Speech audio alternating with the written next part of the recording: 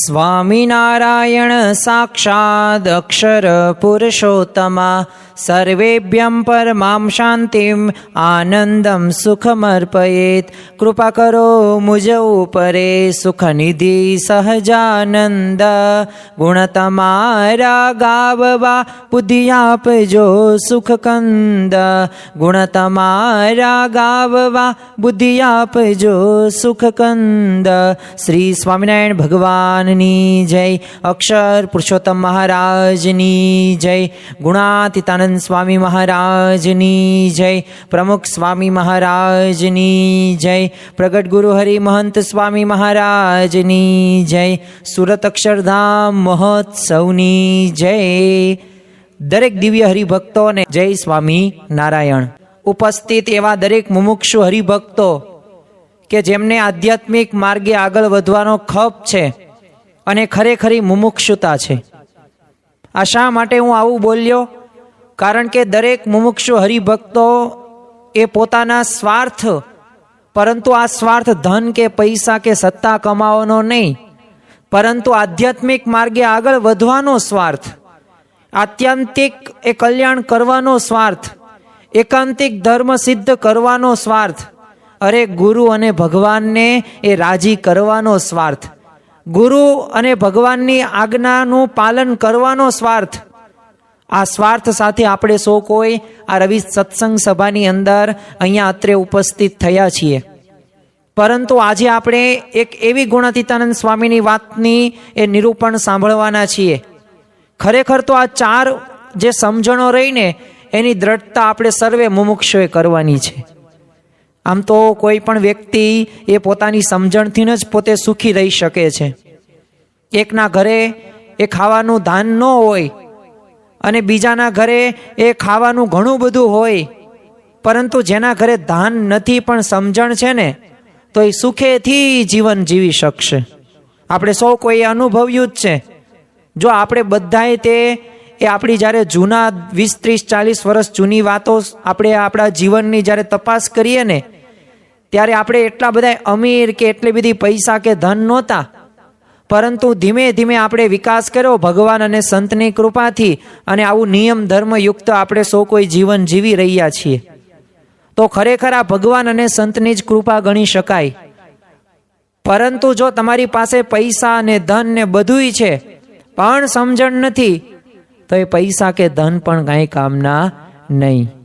પણ આ સમજણો એ સુખી રહેવા માટેની નથી, પરંતુ દરેક પ્રકારના વિઘ્નોમાંથી બહાર આવીને એ આપણે ભગવાન અને સંતના એ શરણે થવાની આ સમજણો છે. સૌ પ્રથમ તો ગુણાતીતાનંદ સ્વામીની આ વાતોનો ગ્રંથ તમે મારા હાથની અંદર જોવો છો. આ ગ્રંથની અંદર ખરેખર તો એવી બધી વાતો છે કે જે આપણા જીવને કલ્યાણ માટેની છે, અને ખરેખર એકે એક વાતો એ આપણા અંતરને ભેદી નાખે તેવી વાતો છે, અંતરદ્રષ્ટિ કરે તેવી વાતો છે. તો આજની આ રવિ સત્સંગ સભાની અંદર એ આપણે પ્રકરણ 2ની 96મી વાતનું આપણે નિરૂપણ સાંભળવાના છીએ.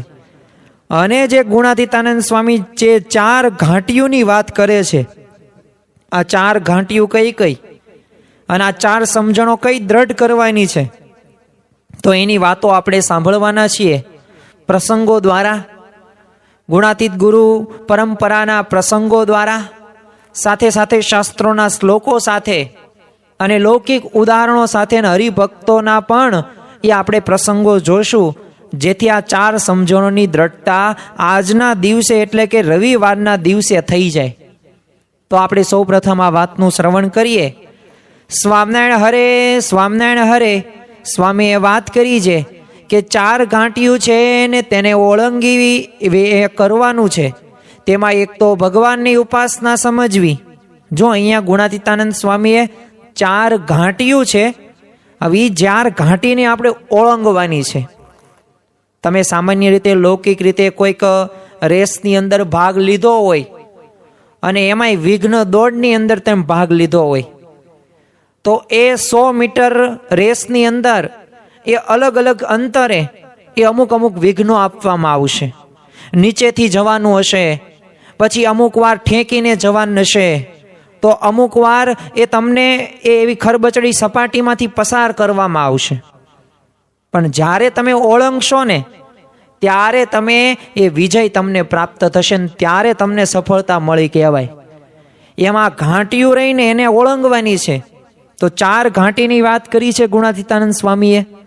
તો ગુણાતીતાનંદ સ્વામી કહે છે કે તેમાં એક તો ભગવાનની ઉપાસના સમજવી, બીજું સાધુ ઓળખવા, ત્રીજું દેહ આત્મા જુદા સમજવા, ને ચોથું ઉત્તમ ભોગમાંથી રાગ ટાળવા એ કરવું. તેમાં સર્વનું કારણ તો સાધુ છે. જો અહીંયા ગુણાતીતાનંદ સ્વામીએ 4 ઘાટીની વાત કરી છે, 4 સમજણોની વાત કરી છે. તમે વિચાર કરો, પ્રથમ જ તે વાત કરી ઉપાસના સમજવી. આમ તો અક્ષરધામમાં જવા માટેની એ 2 પાંખો છે, આજ્ઞા અને ઉપાસના.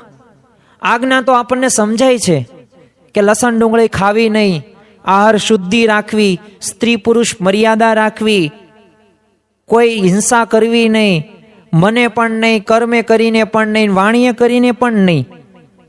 પછી સર્વ દોષમાં એ જે આપણે દેહાભિમાન છે તો એનોય ત્યાગ કરવો, દિવ્ય ભાવ રાખવો, કોઈનો અવગુણ લેવો નહીં, સંપ રાખવો. આ બધી આજ્ઞા આપણને ખ્યાલ છે, આજ્ઞા સમજાય અને પાલન પણ આપણે સૌ કોઈ કરી રહ્યા છીએ, વધતા ઓછા પ્રમાણની અંદર. ધીમે ધીમે આપણે આજ્ઞાનું પાલન થઈ રહ્યું છે. પણ ઉપાસના લાગે સામાન્ય વાત કે ગુણાતીતાનંદ મૂળ અક્ષર, સહજાનંદ એક પરમેશ્વર, પ્રગટ સત્પુરુષ મોક્ષનું દ્વાર, BAPS અસ્મિતા.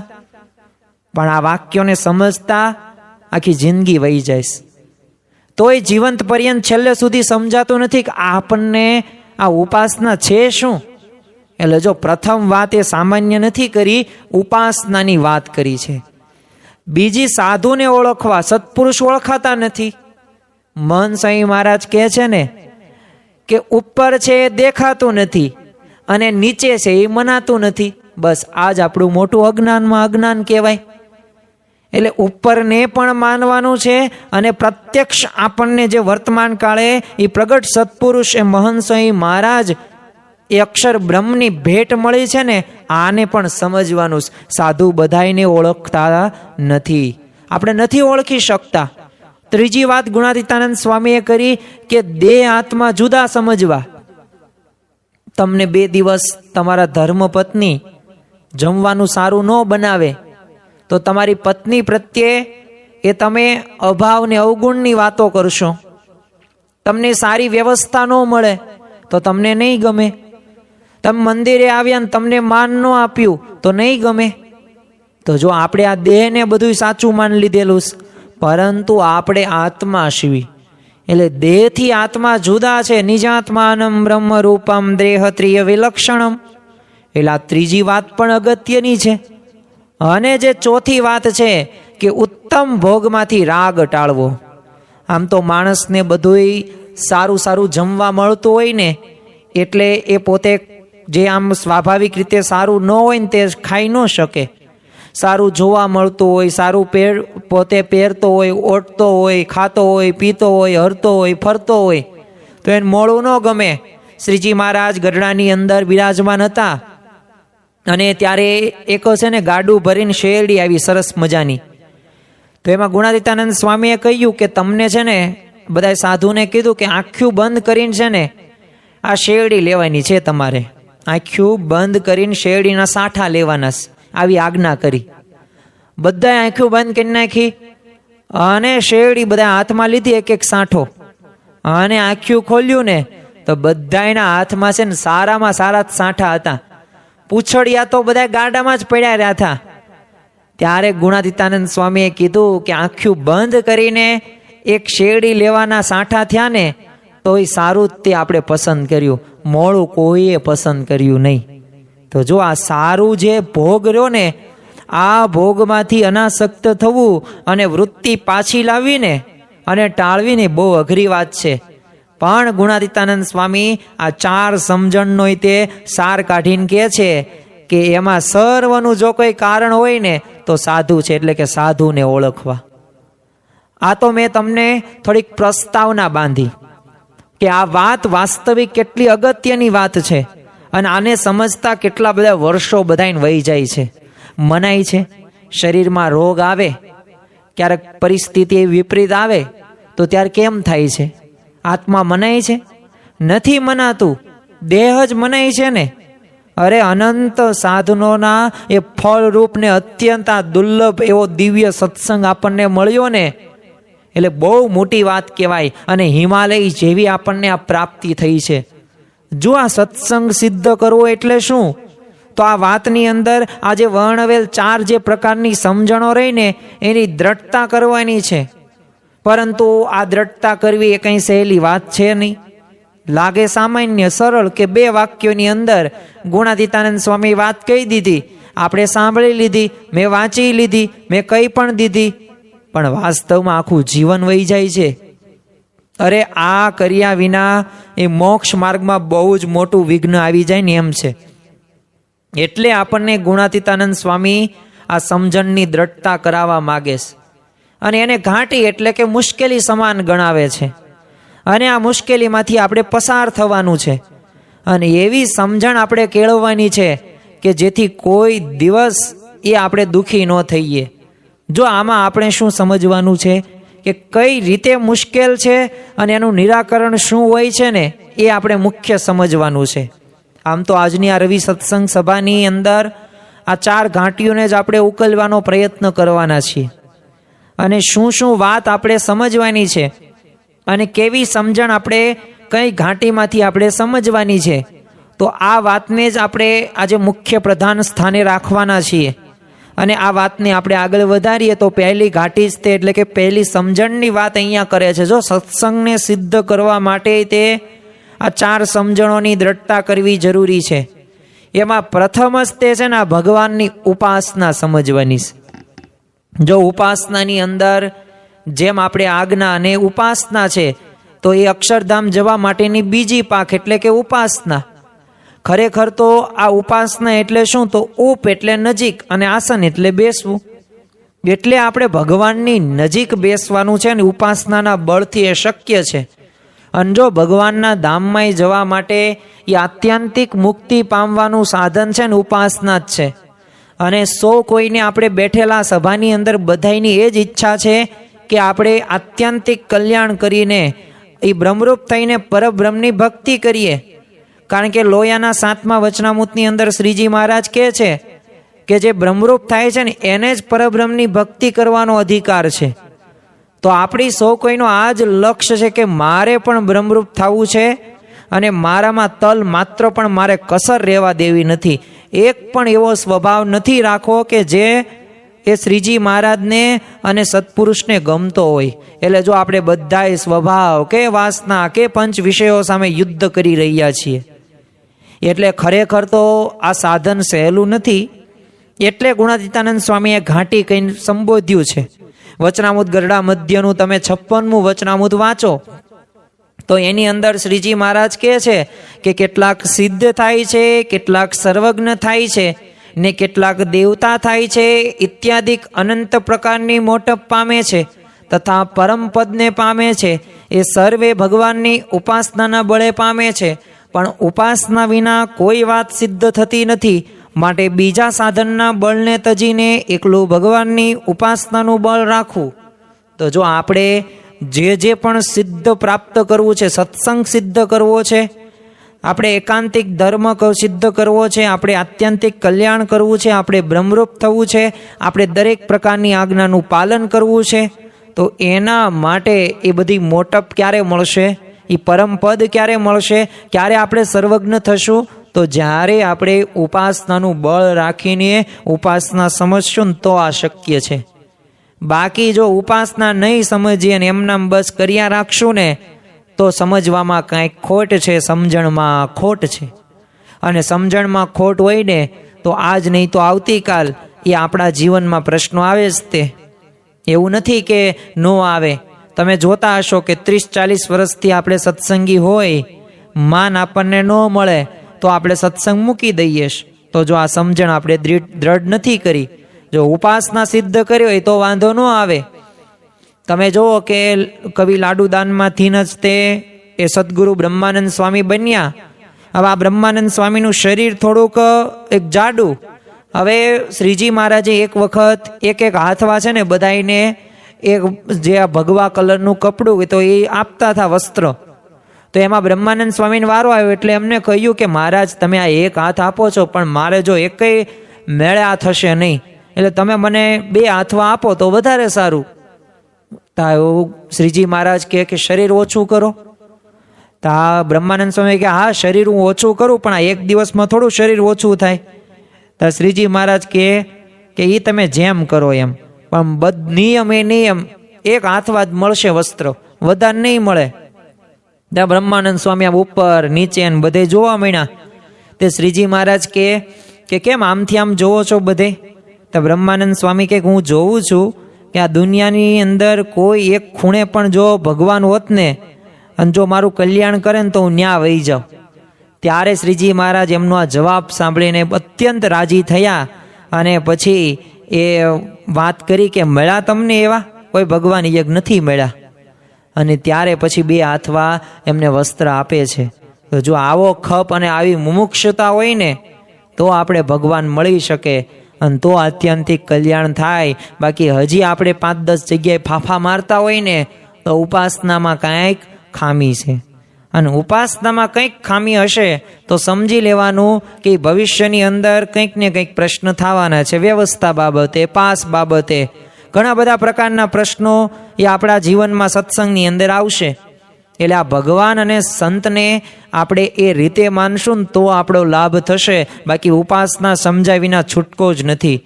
આપણે જો કામ કરતા હોય ને કાંઈ મહેનતાણું મળે જ નહીં તો આપણે ત્યાં કામ કરીએ ન કરીએ એમ અહીંયા આપણે સત્સંગ કરીએ છીએ અને આધ્યાત્મિક એવી સ્થિતિ પ્રાપ્ત કરવી છે, પણ હવે શું ફળ મળવાનું છે, કેવી રીતે મારે જોડાવાનું છે, કઈ સમજણો રાખવાની છે, તો એ જ ખબર ન હોય તો પછી તો એ તો ગધા મજૂરી કહેવાય. એટલે ઉપાસનાને સમજવી જેથી ડગમગાટ થાય નહીં. ગુણાતીતાનંદ સ્વામીએ પણ 5મા પ્રકરણની 136મી વાતની અંદર તો ત્યાં સુધી કીધું છે કે ઉપાસનાથી જ મોક્ષ છે અને ધર્મ વૈરાગ્યની આત્મનિષ્ઠા કંઈ મોક્ષ કરે એમ નથી. તો જો ઉપાસના આપણા જીવનમાં જરૂરી છે. ધર્મ તો લોકની અંદર જીવનની અંદર ઘણા બધા ધર્મથી ચાલે છે. અરે વૈરાગ્યવાળા પણ આપણને જોવા મળે છે અને આત્મનિષ્ઠ પ્રમાણે પણ વર્તે છે, પરંતુ એ ઉપાસના સાથે વર્તવું ને એ અઘરી વાત છે અને એ ઉપાસનાને આપણે સમજવાની છે. તમે જો મહાભારતની અંદર યુધિષ્ઠિરને ધર્મ પાલનની દ્રઢતાનું બળ હતું તો મહાભારતના યુદ્ધની અંદર નિયમ ભંગની બાબતે ઝાંખા પડી ગયા. અને જ્યારે અર્જુનને એ શ્રી કૃષ્ણ ભગવાનના એ નિશ્ચય જો ઉપાસનાનું બળ હતું તો તેઓ ઝાંખા ન પડ્યા. તો જો આ ઉપાસનો નિશ્ચય હોય ને ભગવાનનો તો ગમે તેવી પરિસ્થિતિ ન આવે. અરે સામે તમે વિચાર તો કરો, ગુરુ દ્રોણાચાર્ય, એ ભીષ્મ પિતામાં, દાનેશ્વરી કર્ણ હતો, પણ છતાં પણ એ અર્જુનને કંઈ કરી ન શક્યા. એનું કારણ શું? ભગવાનમાં નિશ્ચય અર્જુનને પાકો હતો, ઉપાસનાનું બળ હતું કે જે પણ થશે કે જે પણ થાય છે ને એના કરતા હરતા આ વાસુદેવ કૃષ્ણ છે. અને ભગવાનની જો ઉપાસના કરવી એટલે શું? તો ભગવાનનું સ્વરૂપ આપણે યથાર્થ રીતે સમજવાનું અને એમના વિશે નિષ્ઠાની દ્રઢતા કરવાની. અને ભગવાને એ 4 પ્રકારે આપણે સમજવાના છે. જો આજે આ 4 પ્રકારની ઘાંટીઓ આપણે એ ઓળંગવાની છે, એ મુશ્કેલીઓમાંથી પાર થવાનું છે ને આપણે એ વિઘ્ન દોડ પાસ કરવાની અને પ્રથમ નંબર લાવવાનો અને એવી સ્થિતિ આપણે પહોંચવાની છે. પ્રથમ આપણે શું સમજવાની છે? તો ભગવાનને આ નિષ્ઠાને સમજવા માટે એ આપણે ભગવાનને સર્વ કરતા સમજવા પડશે. આ ઉપાસનાનો પ્રથમ મુદ્દો છે અને આ પ્રથમ મુદ્દો અગત્યની વાત કહે છે. શા માટે આપણે સમજવાનું છે ભગવાનને સર્વ કરતા હરતા? કારણ કે તમે જો ઓરડાના પદોની અંદર તે શ્રીજી મહારાજ પોતે કહે છે. અને જો આ અખંડ સુખી રહેવા માટેની જે 6 વિચારો શ્રીજી મહારાજે આપ્યા ને એમાંનો જ આ એક વિચાર છે ભગવાનને સર્વ કરતા હરતા સમજવા. તમે જો સદગુરુ પ્રેમાનંદ સ્વામી આ ઓરડાના પદોની અંદર એ પોતે લખે છે, ઈશ્વર તણો રે માયા કાળ પુરુષ પ્રધાન, સૌને વશ કરું રે સૌનો પ્રેરક હું ભગવાન, અગણિત વિશ્વની રે ઉત્પત્તિ પાલન પ્રલય થાય, મારી મરજી વિના રે કોઈથી તરણું નવ તોડાય. અને ખરેખર ભગવાન જ સર્વ કરતા છે. એ જીવ, ઈશ્વર, માયા એ બધાયમાંથી એ ખરેખર પુરુષ પ્રધાન જો કોઈ કરી શક્યો હોય ને તો આપણા ભગવાન છે. અને બધાયના પ્રેરકને બધાયને વશમાં વર્તે છે. અને જેટલી પણ તમે અગણિત વિશ્વની તમે ઉત્પત્તિ કહો કે પાલન કહો કે પ્રલય કહો, એ એમની મરજીથી જ બધું થાય છે. અને છેલ્લે ક્યાં લીધું? કોઈથી તરણું ન તોડાય. એ ખરેખર ભગવાનની મરજી વિના કોઈથી તરણું પણ એ તોડાતું નથી ને હલાવ્યું હલતું પણ નથી.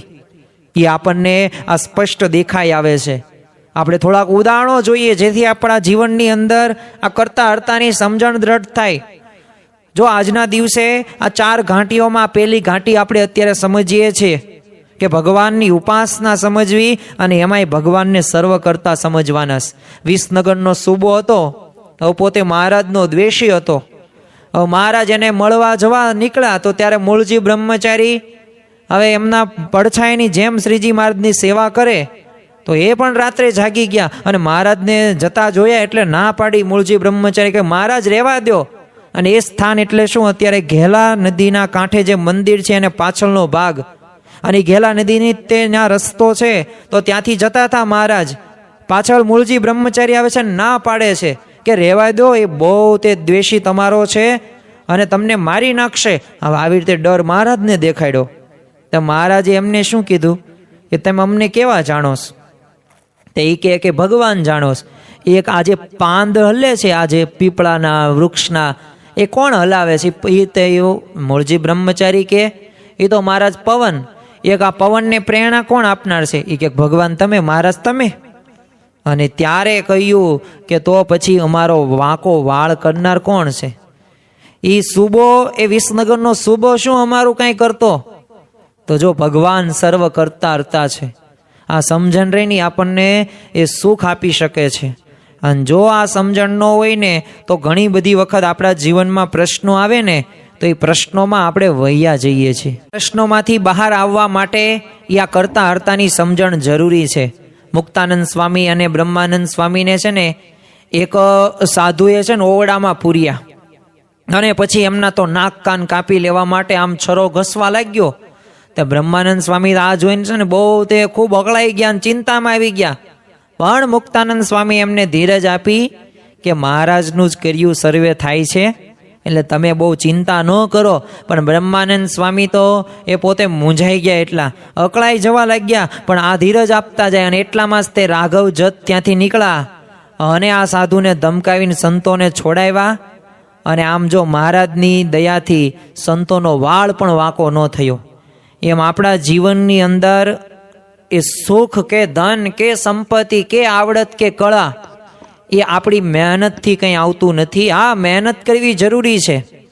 મહેનત આપણા પુરુષ પ્રયત્નથી ભગવાન પ્રસન્ન થઈને આપણને આપે છે, પણ એ ભગવાન અને સંત જ આપે છે. એટલે શ્રીમદ ભગવદ્ ગીતાનો શ્લોક આપણને વારંવાર યાદ કરવો જોઈએ. કર્મણે વાધિકારસ્તે મા ફલેષુ કદાચન. હે અર્જુન, કર્મ કરવામાં તારો અધિકાર છે, ફળની ઈચ્છા તું ન રાખ. એમ આપણે કર્મ કરવાનું છે, પણ ફળ તો ભગવાન જ આપશે. અને ભગવાન જો આપણી માટે બધું ડિસાઈડ કરીને જ રાખેલું છે, એટલે આપણે બહુ ચિંતાય કરવાની નથી. પણ હા, આપણામાં રહેલા અભાવ કે અવગુણ કે વાસના કે આ જે જીવ દશા પ્રમાણે જે વર્તીએ છે ને એમાં જ પાછું બહાર આવવાનું છે. એના માટે પુરુષ પ્રયત્ન તો કરવાના છે. એટલે આ પ્રથમ આપણે ભગવાનની ઉપાસના સમજવા માટે ભગવાનને સર્વ કરતા સમજવા પડશે. બીજું, આપણે ભગવાન કેવા છે? સર્વોપરી છે. આ આપણે સમજવાનું છે. કારણ કે વચનામૃત ગરડા મધ્યનું 9મું તમે વાંચો તો એની અંદર શ્રીજી મહારાજ કહે છે કે પોતાને સાક્ષાત મળ્યું એવું જે ભગવાનનું સ્વરૂપ, તેને સદા દિવ્ય સાકાર મૂર્તિને સર્વે અવતારનું કારણ અવતારી એવું જાણવું. અને જો એમ ન જાણે ને નિરાકાર જાણે ને બીજા અવતાર જેવા જાણે તો એનો દ્રોહ કર્યો કહેવાય. તો જો અહીંયા નિષ્ઠામાં કાચપ હોય ને તો આપણને આવું થાય. પણ નિષ્ઠા પાકી એટલે પાકી. એ ભગવાનનું સ્વરૂપ રહ્યું ને એ સદા દિવ્ય સાકાર મૂર્તિ જ છે, એ સર્વોપરી જ છે. જો મહારાજને પ્રત્યક્ષ મળેલા ભક્તોને પણ જો એ મહારાજને સર્વોપરી સમજવા મુશ્કેલી લાગતી હતી. એટલે આ કાંઈ નાની વાત નથી. ગરડાના તમે જો લાડુબા જીવુબા હોય તો એ બધાય ભક્તોએ મહારાજને કીધેલું કે આ ગોપી ગોવાલને જે ભગવાનની પ્રાપ્તિ થઈ હતી ને, તો એ ભગવાનને તો આ મૂર્તિના દર્શન પણ થયા નથી અને તમારે તો બહુ મોટી પ્રાપ્તિ થઈ છે. તો જો મહારાજે આવું લાડુબા જીવુબાને કહેલું. અરે સત્સંગી જીવન ગ્રંથની અંદર તે નિત્યાનંદ સ્વામીએ મહારાજને એ સર્વોપરી લખવાનો આગ્રહ રાખ્યો છે. તમે જો બીજા સંતો તમે જો કે સ્વાભાવિક રીતે એ નિત્યાનંદ સ્વામીને એ 7 દિવસ સુધી વિમુખ કર્યા, પણ જો નિત્યાનંદ સ્વામી ડગ્યા નહીં. એમને એવા વિઘ્નો વચ્ચે પણ એ ખરેખર એમને નિષ્ઠા સર્વોપરીની રાખેલી હતી. અને જો મહારાજે પ્રસન્ન થઈને એટલે જ તે નિત્યાનંદ સ્વામીને હાર પહેરાવી અને કીધેલું કે ઉપાસક તો આવા જ હોય. તો જો આપણે આવી ઉપાસના કરવાની છે. ગોપાલ સ્વામીના મુખે તમે જો મહારાજ સર્વોપરી છે. એટલી વાત સાંભળતા જ તે અખંડાનંદ બ્રહ્મચારીને એવું વસમું લાગ્યું ને કે એમને ઝાડા થઈ ગયા. પણ જો વાત સાચી તે સાચી. બીજી આપણે વાત એ પણ સમજવાની છે કે ભગવાન સદા દિવ્ય સાકાર છે. વચનામૃતો વાંચીએ તો એની અંદર આમની વાતો ઘણી બધી આવે છે દિવ્ય સાકારની. ગરડા પ્રથમનું 40મું વચનામૃત તમે જુઓ કે ભગવાનના સ્વરૂપને વિશે જે સદા સાકારપણાની દ્રઢ નિષ્ઠા હોય ને પોતે જે ભજનનો કરનારો બ્રહ્મરૂપ થાય તો પણ તે નિષ્ઠા જાય નહીં. એવી રીતે જેની દ્રઢ સમજણ હોય તો તેને ઉપાસનાવાળો કહીએ. તો હવે આપણે આ ઉપાસનાની વ્યાખ્યામાં આવીએ કે ન આવીએ એ હવે આપણે અંતરદ્રષ્ટિ કરવાની. જો આપણને મહારાજે તો ઘણી બધી વખત એમને આ સદા દિવ્ય સાકારની વાત કરેલી છે. અને યાદ રાખજો કે સદા સાકારપણાની દ્રઢ નિષ્ઠા હોય, પાછો ભજનનો કરનારો બ્રહ્મરૂપ થાય ને તો એની નિષ્ઠા ન જાય. તો આવી દ્રઢ સમજણ આપણે કેળવશું ને ત્યારે ભગવાન અને સંતનો રાજીપો મેળવશું. બીજું પણ આપણે વચનામૃતનો સંદર્ભ લઈએ. વચનામૃત ગઢડા મધ્યનું 19મું. તો એની અંદર શ્રીજી મહારાજે શુષ્ક જ્ઞાનીના મતનું ખંડન કરવાના હેતુથી છે ને એના ગ્રંથનું શ્રવણ કર્યું. તો એમાં ભગવાન સાકાર નથી ને એવું કહેવાયું હતું. એટલું વાક્ય જ મહારાજને એવું વસમું લાગ્યું ને તો ઉદાસ થઈને બેઠા. ફેટો છૂટી ગયો. હવે એની પણ ખબર ન રહી અને નેત્રમાંથી જળ પડવા લાગ્યા. અને તે પછી એમને નિરાકારની સમજણથી દૂર રહેવાનો આજ્ઞાપત્ર લખ્યો. અને ભગવાનને જ નિરાકાર સમજવા સહેલા પણ સાકાર સમજવા અઘરા હોવાથી મહારાજે આવો દાખલો ત્યાર કરેલો.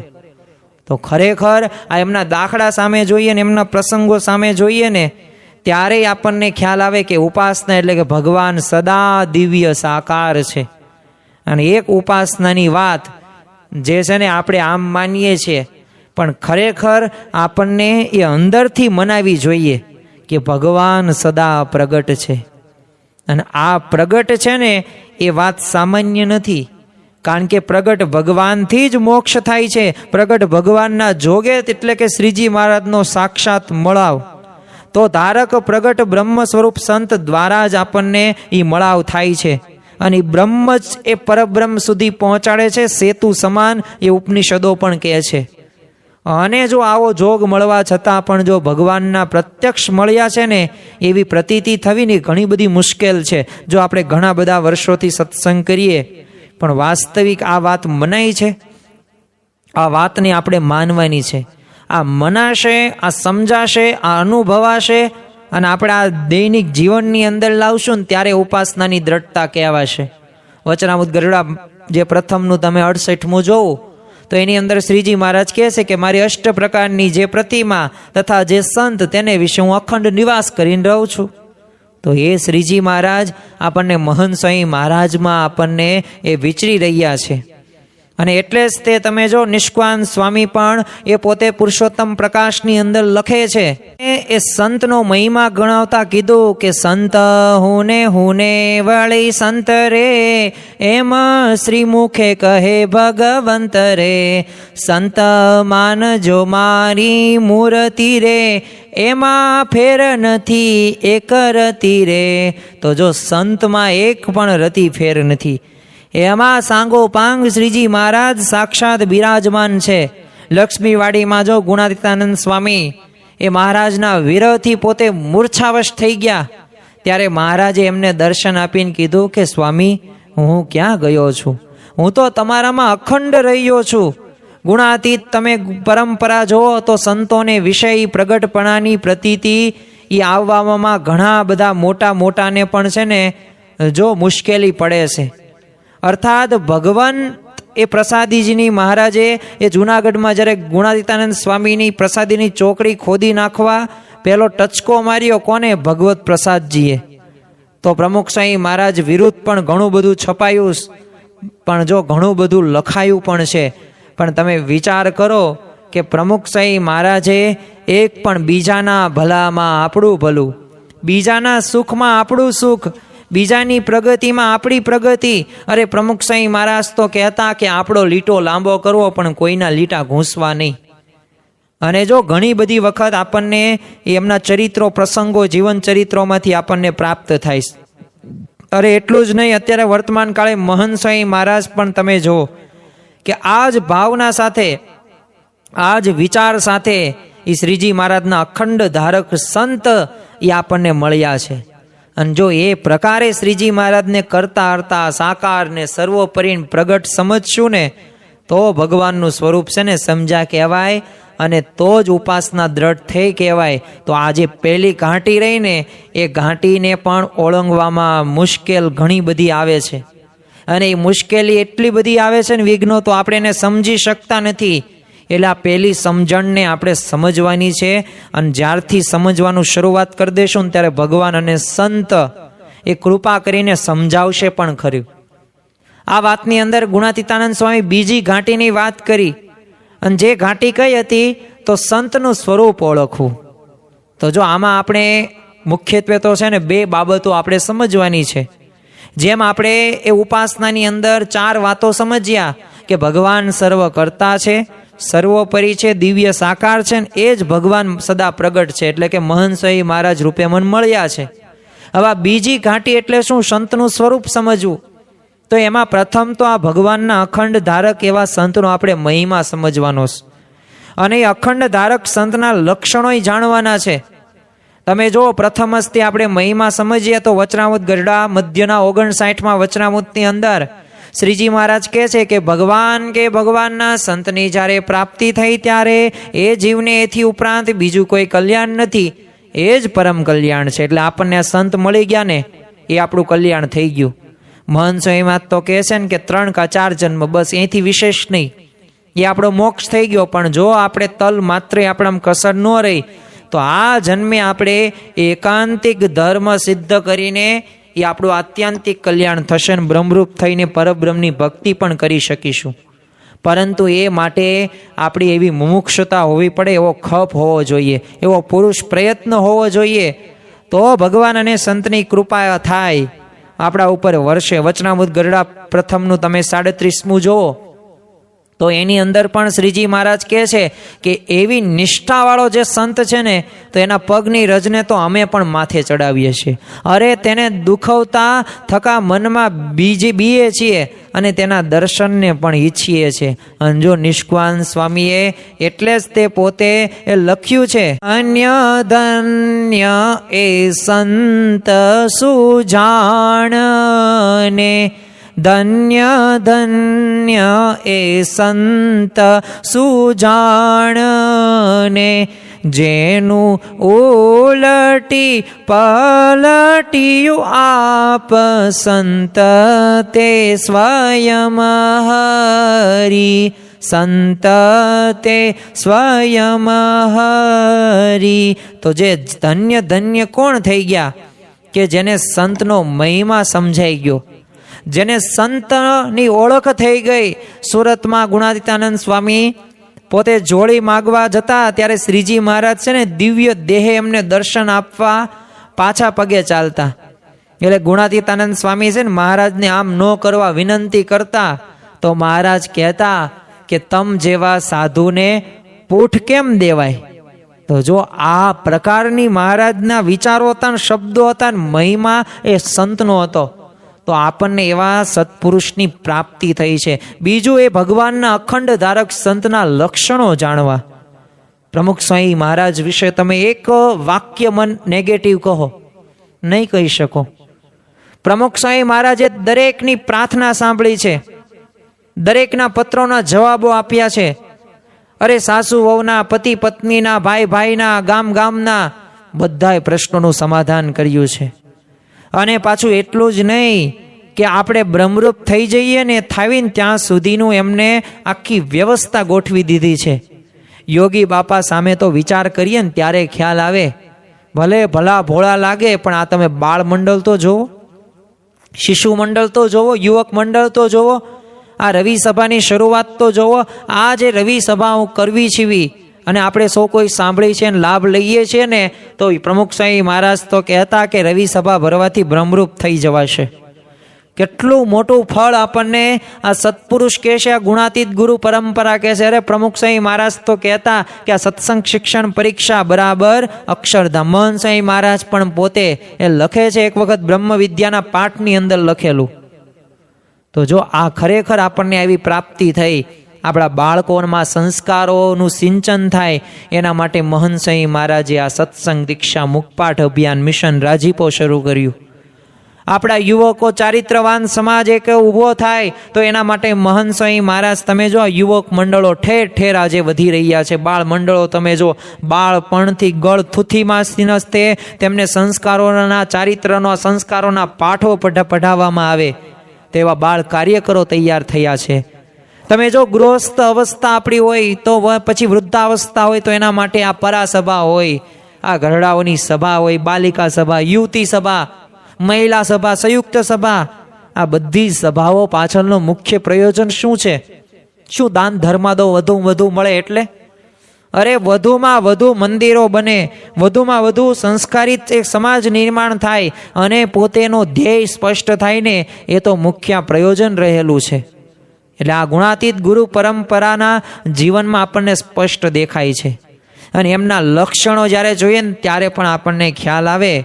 અને ખરેખર આપણને આવા ભગવાન જેવા સંત મળ્યા છે. બીજું આપણે એના લક્ષણોમાં જો લખેલું છે, તમે આ ગઢડા અંત્યનું એ તમે 26મો વચનામૃત જો તો એની અંદર મહારાજ કહે છે કે ભગવાનની પેઠે સેવા કરવા યોગ્ય એવા જે સંત તે કેવા હોય?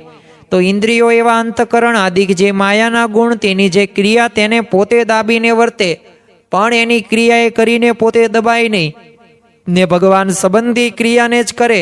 તે પંચ વર્તમાનમાં દ્રઢ રહેતા હોય, તે પોતાને બ્રહ્મરૂપ માને ને પુરુષોત્તમ ભગવાનની ઉપાસના કરે. અને ખરેખર આપણને આ માયાથી પર એવા સત્પુરુષની પ્રાપ્તિ થઈ છે. એમના એક એક પ્રસંગો, એમના એક એક ચરિત્રો આપણને કંઈક ને કંઈક પ્રેરણા આપે છે. અને કેટલા પંચ વર્તમાનની અંદર દ્રઢતા જોવા મળે છે. તો આવી દ્રઢતા રહીને એ કોઈ સામાન્ય વાત નથી. અને આ સામાન્ય વાતને આપણે સામાન્ય નથી, એક અસામાન્ય વાતો છે ને એને આપણે સમજવાની છે. અને ખરેખર તો જ તે આ બીજી ઘાટી કે સંતનું સ્વરૂપ આપણને ઓળખાશે. ગઢડા મધ્ય 27 જોવો, ગઢડા અંત્ય 35 જોવો, તો વચનામૃતો તમે જોવો, સ્વામીની વાતો જોવો કે કીર્તનો જોવો કે જે જે સંતના લક્ષણો આપવામાં આવ્યા છે ને, ભાગવત હોય કે શ્રીમદ ભગવદ્ ગીતા હોય, દરેક ગ્રંથોની અંદર જે લક્ષણો આપવામાં આવ્યા છે ને એવા સંત આપણને પ્રાપ્ત થયા છે. અને વર્તમાન કાળે આપણને એવા જ મહંત સ્વામી મહારાજ મળ્યા છે. અને તમે જુઓ કે એમના દેહના ભાવોને એ ગણકાર્યા સિવાય વર્ષો સુધી એમને વિચરણ અત્યારે કરી રહ્યા છે. સેવાનો ભીડો એમને વેઠ્યો છે. અને પાછું અતિશય પંચ વર્તમાનની અંદર પોતે દ્રઢતા રાખેલી છે. પાછું તોય પરાભક્તિની અંદર મૂર્તિમાં તો પાછું મગ્ન જ રહેવાનું. સાથે સાથે અનંત જીવોને એ ભગવાનમાં તો જોડે. તો આ એક મોટી વિશેષતા એ આવા અખંડ ધારક સંતના લક્ષણો ઉપરથી આપણે કહી શકીએ. એટલે આપણને જે આવા ભગવાન જેવા સંતની પ્રાપ્તિ થઈને, એટલે મહંત સ્વામી મહારાજ કહે છે કે આપણને પ્રાપ્તિ હિમાલય જેવી થઈ છે ને આપણા પ્રશ્નો છે ને ધૂળના ઢેફા જેવા. 1973માં પ્રમુખ સ્વામી મહારાજ છે ને 2 દિવસ વિલે પાર્લે મુંબઈમાં ઈશ્વરભાઈ દેસાઈના ઘરે રોકાણા હતા. તો સવારે છે ને પ્રોફેસર રમેશભાઈ દવેએ છે ને એક પ્રશ્ન પૂછ્યો કે આપને શું સમજવા? જો અક્ષર મુક્ત સમજીએ તો આપનામાં બ્રહ્મ અને પરબ્રહ્મ બંને રહેલા છે, અને જો અક્ષર બ્રહ્મ સમજીએ તો આપનામાં પરબ્રહ્મ રહ્યા છે, કે પછી આપને પુરુષોત્તમ પરબ્રહ્મ સમજવા? જો અઘરો પ્રશ્ન હતો ને, આવી વાતો જ્યારે આપણને આવે ને એટલે અઘરી પડે. હમણે કોઈક લૌકિક દ્રષ્ટાંતો આપ્યું હોય ને તો મજા આવે, પતિ પત્નીને ઝઘડાની વાત કરવી હોય ને તો ગમે, પણ આ ઉપાસનાની વાત આવે અને એમાંય પ્રગટ ભગવાન જેવા સંતની વાત આવે એટલે આપણા છે ને આમ બાઉન્સ થઈ જાય બોલ. પણ ત્યારે પ્રમુખ સ્વામી મહારાજે કહ્યું કે આ તો છે ને અનાદિ બ્રહ્મની વાત છે. તો જો આવા પ્રમુખ સ્વામી મહારાજ, મહંત સ્વામી મહારાજ વિશે એ આપણે પ્રગટ બ્રહ્મ સ્વરૂપપણાની દ્રઢ સમજણ રાખવાની, તો આ ઘાટી ઓળંગાશે અને તો આ સમજણ આપણે દ્રઢ કરી કહેવાશે. બાકી આ સમજણ આપણે દ્રઢ ન કરી શકીએ, અડધી જ સમજણ કહેવાય. એટલે વ્યવસ્થિત સાચી સમજણ, સંતનું સ્વરૂપ આપણે ઓળખવું જોઈએ, મહિમા સમજવાને એમના લક્ષણો જોઈએ ને તોય આપણને ખ્યાલ આવી જાય. હવે આપણે ગુણાતીતાનંદ સ્વામીની વાતની ત્રીજી ઘાટીની વાત કરીએ તો ગુણાતીતાનંદ સ્વામીએ ત્રીજી ઘાટીની અંદર કીધું કે દેહ અને આત્મા છે નોખા સમજવા. ખરેખર તો વચનામૃત લોયાના તમે 6ઠ્ઠા વચનામૃતની અંદર જુઓ તો એની અંદર શ્રીજી મહારાજે કીધું છે કે આત્મનિષ્ઠા રૂપ છે ને એક ગુણ આવે ને તો સર્વે ગુણ માત્ર આવી જાય. અને આપણે જો આંખે કરીને જે શરીરને જોઈએ છીએ અને એની તમામ જે કાર્ય શક્તિ હોય કે બુદ્ધિ શક્તિ હોય કે રૂપ હોય એ વગેરે એમાં આત્મા છે ને ત્યાં સુધી જ રહે છે. બાકી જો ચેતનની આત્મા નીકળી જાય પછી શું મળતું કાંઈ કામનું નથી ને. આપણે ગમે તેટલું કામ કર્યું હોય, આપણામાં આત્મા વહી જાય તો આપણને 10 દિવસ રાખશે ઘરમાં? અરે એક દિવસમાં આપણો કાર્યક્રમ પૂરો કરી નાખશે. અને એ રાખશે જ નહીં, મુક્તિધામમાં જ આપણને લઈ જવામાં આવશે. એટલે આપણને આ ચેતનની આત્માની વાત કરે છે અને દેહ અને આત્મા નોખા સમજવાની વાત કરે છે. પણ તોય તે તમે જો કે દેહને વિશે આપણે પ્રીતિ આપણે રાખીએ છીએ અને ઘણા બધા માણસો રહ્યા ને કેટલા ખોટા કામ કરે છે. તમે વિચાર કરો પેટની કેટલી જરૂર છે, પણ આ તો 10 પેઢીનું એ પોતે કરીને જાય. પણ આ 10 પેઢી હવે બીજી પેઢી હવેડાને ડાટા કાઢે એવા છોકરા હોય બધી પેઢીનું ઉડાડીને વહી જાય. અને તમે કરેલા જે કુકર્મો રહ્યા એ તો તમારે જ ભોગવવા પડશે, એ કંઈ બીજા ભોગવવા નહીં આવે.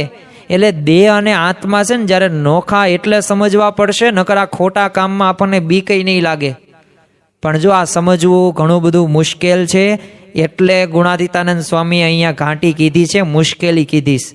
ભગતજી મહારાજ જુનાગઢમાં તમે જો 4 વર્ષ લગીન સૂતા નહોતા, 2 દિવસ ઉપવાસ કરતા અને 1 દિવસ જમતા, અને સેવાય પાછું તન તોડીને કરે અને એમના ઉપર 12 મણના એ ચૂનાના કોથળા નાખતા.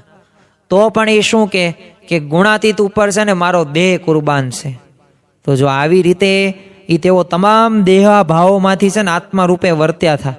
તો એટલે એ પોતે બધાને બ્રહ્મની મૂર્તિ સમજતા.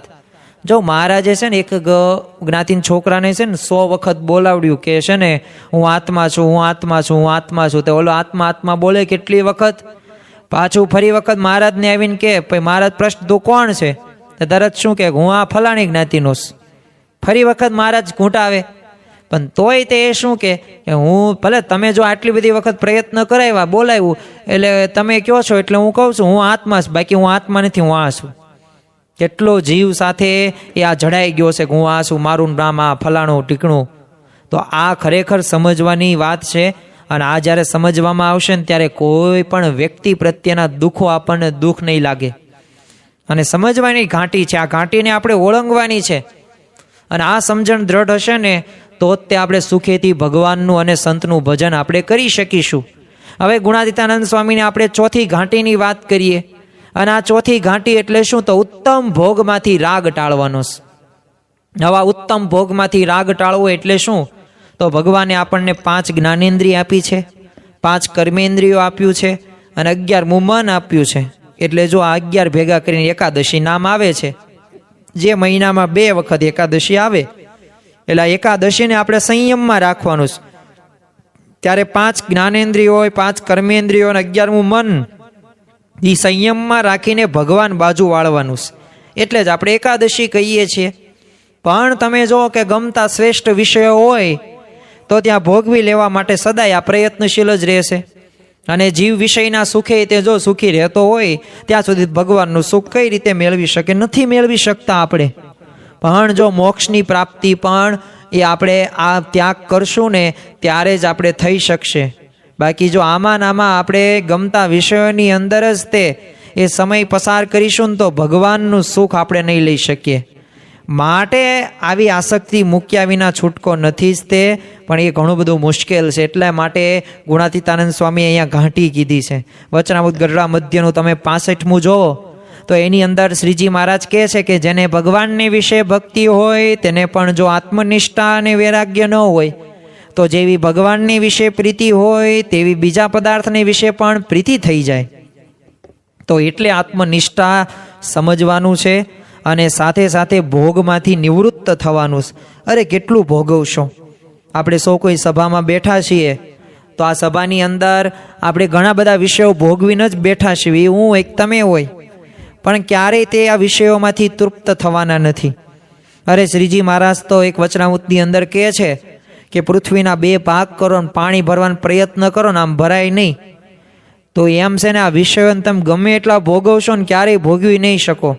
અનાસક્ત થવામાં જ ફાયદો છે. ભગવાને એવી કળ ચડાવી છે ને આ વિષયોમાંથી બહાર આવી જ નહીં શકીએ. દશરથ રાજાને જો માથામાં પહેલો ધોળો વાળ દેખાણો, તરત રાજગાદીને ત્યાગ કરી નાખ્યો. યોગીજી મહારાજે કોઈકે કહેલું કે અહીંયા ક્રિકેટની મેચ છે, તો એમને શું કીધું, ગામ હોય ને તો ત્યાં એવી રીતના હોય. તો જો આ વિષયોમાંથી એ પોતે અનાસક્ત થયા. બાકી જો આપણે આસક્ત થઈ જઈએ ને તો ક્રિકેટ મેચ જોવાય જતા રહીએ. અરે આપણે તમે જોતા હશો કે અત્યારે શું ચાલે છે, કોઈને ખ્યાલ છે? બધાને ખ્યાલ છે, T20 વર્લ્ડ કપ. કોઈ તો એની અંદર ભારત બધી મેચ જીતી ગઈ કે ન જીતી ગઈ?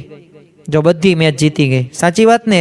પાકિસ્તાન સામે શું થયું? અરે પાકિસ્તાન સામે તો ઈશાન કિશાને ઘણા બધા રન કર્યા, મેન ઓફ ધ મેચ એને મળી અને બહુ આગળ નીકળી ગયો અને પાછી સ્ટ્રાઇક રેટ સારી. તો જો બધી આપણને ખ્યાલ છે, પણ જ્યારે આપણે આવા મુદ્દાની વાત કરીએ, આવી ઘાંટીઓની વાત કરીએ, આવી સમજણની વાતો કરીએ તો આવું કાંઈ યાદ અમને રહે નહીં. વિષયોનું બધું આપણને યાદ હોય છે. જીવુબા, લાડુબા, તમે જો પુરુષથી એ 15 હાથ છેટે ચાલતા, આમ મીઠા વગરનું જમતા ને ભોય પથારી કરતા હતું ને તોય પોતે ત્યાગ કર્યો. અને આપણી પાસે જ ન હોય ને તો એ મેળવવા માટે પ્રયત્ન કરતા હોય. ભગવાન અમુક વાર નથી આપતા ને એમાંય ફાયદો છે, કારણ કે એમાં આપણું એ મન જાય નહીં. અને જો આપી દે ને તો આપણે એમાં ને એમાં રચ્યા પચ્યા રહીએ. એટલે આપણા જીવનની અંદર આ બધી ઘાંટીઓને આપણે નિવારવાની છે. અને જો આજના દિવસે આપણા મનને સત્સંગમાંથી એ ચલિત કરનારા ભોગો જ છે. તમે જુઓ કે હોટલની બજારું ચીજ વસ્તુ હોય, ખાણીપીણી હોય, પાણીપુરી હોય, પીઝા હોય, બર્ગર હોય, પાછું લસણ ડુંગળીવાળું બધુંય તે, પાછો રજોગુણી પહેરવેશ કેવો, સંયમ વિનાનું હરવા ફરવાનું, ગમે એના વ્યસનો હોય, નાટક હોય, સિનેમા હોય, ટીવી હોય, બધુંય તે. પણ જો આ બધાયનો આપણે ત્યાગ કરશું ને ત્યારે સત્સંગનું વિશેષ સુખ આવશે. બાકી ત્યાગ વગર સુખ આવવાનું નથી. જો આ ગુણાતીત ગુરુ પરંપરાએ કરેલું છે, આ મહારાજે આપણને આ જ શીખવ્યું છે. મહારાજે ચમત્કારો કર્યા પણ એટલા બધા ચમત્કારો નથી કર્યા. સમાધિ પ્રકરણો કાંઈ ઠેઠ સુધી નથી કર્યા, એ તો થોડાક વર્ષો સુધી કર્યા. એમની વાત સમજાય એટલે. બાકી તો જો આ બધાયમાંથી અનાસક્ત થવાની જ વાતો એમને કરેલી છે. વચનામૃતની અંદર શું છે, સ્વામીની વાતોની અંદર શું છે, સત્સંગ દીક્ષા ગ્રંથની અંદર શું છે, શિક્ષાપત્રીની અંદર શું છે, ગુણાતીત ગુરુ પરંપરાના જીવન ચરિત્રોની અંદર શું છે. આ તો વાતો છે આજ્ઞા અને ઉપાસનાની. ત્યાગ કરવાની જ વાત આવે. અહીંયા વિષયોનો ભોગ વિલાસ કરો, બધું પામો, ભોગવો, ખાવો, પીવો, આવી બધી વાતો નથી કરવામાં આવતી. અને જો એક વાત યાદ રાખવી, છેલ્લે ગુણાતીતાનંદ સ્વામીએ શું કીધું, આ 4 વાતો કરીને કે એમાંય તે સર્વનું કારણ તો સાધુ છે. એટલે આમ વિચાર કરીએ ને તો અગત્યની વાત છેલ્લે કરીશ કે આ 4 ઘાંટી ઓળંગવાનો ઉપાય કયો? આપણે ઉપાય કરવો છે તો ઉપાય કયો છે? સંત છે, સત્પુરુષ છે. અને જો આ 4 ઘાંટી ઓળંગવી મુશ્કેલ તો છે જ, તે આપણે વાતો કરી. છેલ્લી આપણે પોણી કલાકથી આ બધી વાતો સાંભળી રહ્યા છીએ, આ રવિ સત્સંગ સભાનો લાભ લઈ રહ્યા છીએ. પરંતુ જો ભગવાનના અખંડ ધારક એ વર્તમાન કાળે પરમ પૂજ્ય પ્રગટ સત્પુરુષ મોક્ષનું દ્વારે મહંત સ્વામી મહારાજનો જો આપણે મન કર્મ વચને સમાગમ કરીએ ને તો આ ઘાંટીઓ આપણે ઓળંગી શકીએ. તે કંઈ મુશ્કેલ ન પડે આપણને. વચનામૃત સારંગપુરનું 18મું તમે જુઓ તો એની અંદર શ્રીજી મહારાજ કહે છે કે જે શ્રદ્ધાવાન પુરુષ હોય તેને જો સાચા સંતનો સંગ મળે અને તે સંતના વચનને વિશે શ્રદ્ધાવાન થાય તો તેના હૃદયને વિશે સ્વધર્મ, વૈરાગ્ય, વિવેક, જ્ઞાન, ભક્તિ આદિ જે કલ્યાણકારી ગુણ તે સર્વે પ્રગટ થઈ જાય અને કામ ક્રોધાદિક જે વિકાર તે બળી જાય છે. તો જો આપણામાં રહેલા કામ, ક્રોધ, લોભ, મોહ, મત્સ, માયા, તૃષ્ણા, અહંકાર, પંચ વિષયો પ્રત્યેની આસક્તિ, સ્પર્શ હોય, શબ્દ હોય, રસ હોય, રૂપ હોય કે ગંધ હોય, એ જે અયોગ્ય બધું થાય છે, તો એનું કારણ શું છે? હજી આપણે સંતને સાચી રીતે સમર્પિત નથી થયા. હજી આપણે એવી શ્રદ્ધા સાથે ભગવાનને, સંત સાથે નથી જોડાણ કરેલું. જો સત્પુરુષ સાથે મન, કર્મ, વચને જો સાચો સમાગમ કરવામાં આવે ને, તો કલ્યાણકારી ગુણ રહ્યા ને એ બધાય પ્રગટ થાય છે, થાય છે ને થાય છે. અરે તમે વચનામૃત વરતાલનું 11મું તમે જો, તો એની અંદર પણ શ્રીજી મહારાજ કહે છે કે સત્પુરુષને વિશે દ્રઢ પ્રીતિ એ જ આત્મદર્શનનું સાધન છે, અને સત્પુરુષનો મહિમા જાણવાનું પણ એ જ સાધન છે, અને પરમેશ્વરનું સાક્ષાત દર્શન થવાનું પણ એ જ સાધન છે. તો જો આપણે આત્મદર્શન કરવું છે, આપણે પરમેશ્વરનું સાક્ષાત દર્શન કરવું છે, પરમેશ્વરને પામવા છે, તો એના માટે એ સત્પુરુષને વિશે દ્રઢ પ્રીતિ જરૂરી છે. એ મહાત્મા જ્ઞાન યુક્ત નિશ્ચય જરૂરી છે, એ નિષ્ઠા જરૂરી છે. એનાથી આપણે આ મેળવી શકીશું. ગુણાતીતાનંદ સ્વામીએ 6ઠા પ્રકરણની 165મી વાતની અંદર કીધું છે કે જેદી તેદી સાધુથી જ મોક્ષ થાય છે ને જ્ઞાન આપે છે, ને જેદી કાંઈક થયું હશે તે પણ તેથી જ થયું છે, ને થાશે પણ તેથી જ થાશે. માટે મોક્ષના દ્વાર તો આ સંત છે. તો જ્યારે પણ થાય સાધુથી જ થવાનું છે, સાધુ જ કરી રહ્યા છે, સંત જ આપણી સાથે છે, સંત દ્વારા જ આ બધુંય થાય છે. આપણને ધન સંપત્તિ કે પૈસા આપ્યું ને, તો આપણી આવડત કે જે આપણી હોશિયારીથી નહીં, એ ભગવાને આપણને હોશિયારી, આવડતને પુરુષાર્થ કરવાનું બળ આપ્યું ને, ત્યારે આપણે આ કરી શક્યા છીએ. બાકી તો જો રાત્રે સૂઈએ ને તો સવાર અમુક જાગી નથી શકતા. ગમે એટલું આપણા જે બાહુબળ ઉપર આપણને અભિમાન હોય, લકવો થઈ જાય ને, તો કંઈ હલાવી પણ શકો નહીં. અરે તમારા હાથ પગ, તમારી દેહિક ક્રિયાઓ કરવા માટે પણ તમારા હાથ એ હલન ચલન ન થઈ શકે. એટલે આ ભગવાન અને સંતનો આપણે આભાર માનવાનો છે કે આપણને આપણા ઉપર આવી કૃપા દ્રષ્ટિ કરી. તમે જો ભાઈ આત્માનંદ સ્વામી હતા, 116 વર્ષના થયા હતા, પણ મહારાજનું સ્વરૂપ સમજવામાં કસર હોવાથી મહારાજ ધામમાં તેડી નો જ જતા. તે ગુણાતીતાનંદ સ્વામીએ પછી એમને સર્વોપરી નિષ્ઠા દ્રઢ કરાવીને પછી તરત તે પોતે ધામમાં ગયા. તો જો નિષ્ઠા જરૂરી છે, પણ સર્વોપરી નિષ્ઠા. આપણે જે સંપ્રદાયની અંદર આવતા હોય દરેકમાં નિષ્ઠા કરવી જરૂરી છે. શુક મુનિને તમે જો ગુણાતીતાનંદ સ્વામીના પ્રસંગથી મહારાજ સર્વોપરી છે એવી યથાર્થ એમને ગેડ બેઠી ગઈ, કાંટી ઉકલી ગઈ, સમજણ આવી ગઈ. તો એ શું બોલી ઉઠ્યા કે આ વચનામૃત મધ્ય 9 છે એ સર્વોપરીપણા સમજવાનું, એ લખ્યું છે મેં, શોધ્યું મેં, પણ સમજ્યું આજે. તો જો ગુણાતીતાનંદ સ્વામી થકી ઓળખ્યા, એટલે કે સમજણ ત્યાંથી આવી ને. એટલે ગોપાલ સ્વામીએ કીધું કે જો તારે વ્યવહાર બંને લૌકિક અને આધ્યાત્મિક બંને વ્યવહાર બંને સુધારવું હોય ને, તો જુનાગઢ એ ગુણાતીતાનંદ સ્વામીને સમાગમ કરવા માટે જજે. એટલે આપણે આ સંતનો સમાગમ કરવાનો છે, મન કર્મ વચને જોડાવાનું છે. બોચાસનના તમે જો હીરામુખી પાપના પર્વત જેવા હતા, પણ એમનું શાસ્ત્રીજી મહારાજે જીવન પરિવર્તન કર્યું અને એમને નિષ્ઠાવાન સત્સંગ કરી દીધા. મુંજો શુરુ તમે જોવો તો આ બધાને પણ એ ગુણાતીતાનંદ સ્વામી એવા તો ઘણા બધા ભક્તો છે કે નિષ્ઠા દ્રઢ કરાવી છે અને સત્સંગી કર્યા છે. અરે તમે પ્રમુખ સ્વામી મહારાજના પ્રસંગો તમે જો કે તળાજાના તે ઋષુભા વાળા સર્વે પાપમાંથી છોડાવીને નિષ્ઠાવાન સત્સંગી પ્રમુખ સ્વામી આજે કર્યા. તમે જો દક્ષિણ આફ્રિકાના તે એ જે દારે સલામ જે આપણે કહીએ છીએ તો એના સુભાષભાઈ પટેલ, તો પ્રમુખ સ્વામી મહારાજના યોગથી એમનું પરિવર્તન થઈ ગયું. અરવિંદ બબ્બલ તમે જો મહંત સ્વામી મહારાજે તો ઘણા બધાનું પરિવર્તન કર્યું છે. અને આપણે અત્યારે આ પંચ વર્તમાનમાં દ્રઢતા નિર્વ્યસની જીવન જીવી રહ્યા છીએ ને, તો ઇટ થેન્ક્સ ટુ મહંત સ્વામી મહારાજ. આપણે એમનો આભાર માનવાનો છે કે એમના પ્રતાપથી એ આપણામાં આવા ગુણો આવે છે કલ્યાણકારી. અને કલ્યાણકારી કેમ? કારણ કે આપણું કલ્યાણ થાય છે. આપણે આવા બધા વિષયોમાં જે દુનિયા આ બધા પાપના પાપ કરી રહી છે ને, અને જે એ ઘડા ભરી રહ્યા છે ને, એ આપણે નથી ભરીતા.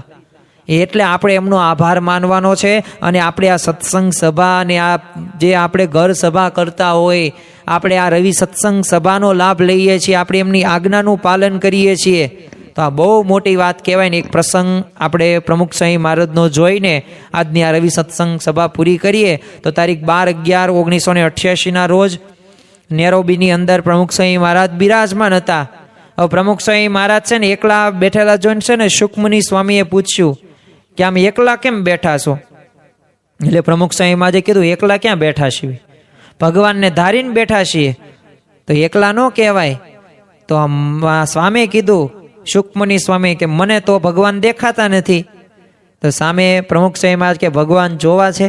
તો શુકમુનિ સ્વામી કે હા ભગવાન જોવા છે. ત્યારે સ્વામી શ્રી એ શુકમુનિની આંખમાં આંખ પરોવીને કીધું કે લે દેખાય જો.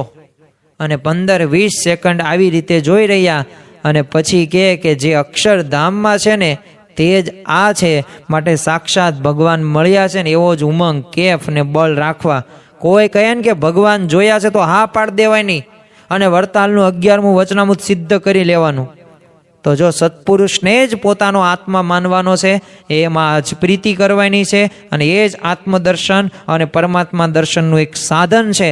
તો આ વાતને આપણે સમજવાની છે અને ગળા હેઠે ઉતારવાની છે. જેમ આપણે શીરો ખાઈએ ને તો ગળા હેઠે એમનામ ઉતરી જાય.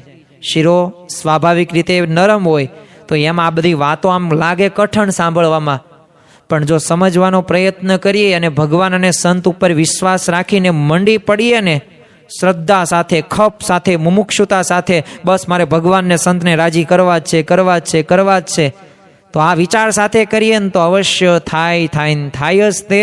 તો આ મોક્ષ માર્ગની તમામ દુર્ગમ સિદ્ધિઓ પ્રાપ્ત કરવાનું એ પ્રગટ ગુરુ હરિ મહંત સ્વામી મહારાજના સમાગમથી શક્ય છે. તો ખરેખર આ જે 4 ઘાટીઓ છે, આ જે 4 સમજણો છે, આ 4 સમજણો સામાન્ય નથી. એ સામાન્ય સમજણને એક અસામાન્ય સમજણને એક સામાન્ય સમજણ આપણે કરી દેવાની છે, એની દ્રઢતા કરવાની છે. અને જે આપણને ગુણાતીતાનંદ સ્વામી કહે છે, જે આપણને ભગવાને જે વચનામૃતની અંદર કીધું છે, જે આપણને ગુણાતીત ગુરુ પરંપરાના જીવનની અંદર સ્પષ્ટ દેખાય છે, તો આ વાતને આપણા જીવનની અંદર ચરિતાર્થ કરવાની છે. ફરી વખત એ જે ગુણાતીતાનંદ સ્વામીની જે વાત છે એ આપણે શ્રવણ કરીએ અને આજનું આ પ્રવચન રવિ સત્સંગ સભા પૂરું કરીએ. તો ગુણાતીતાનંદ સ્વામી આપણને 4 જે ઘાટીની વાત કરી એમાં શું કીધું? તો સ્વામિનારાયણ હરે સ્વામીએ વાત કરી છે કે 4 ઘાટીઓ છે તેને ઓળંગવી એ કરવાનું છે.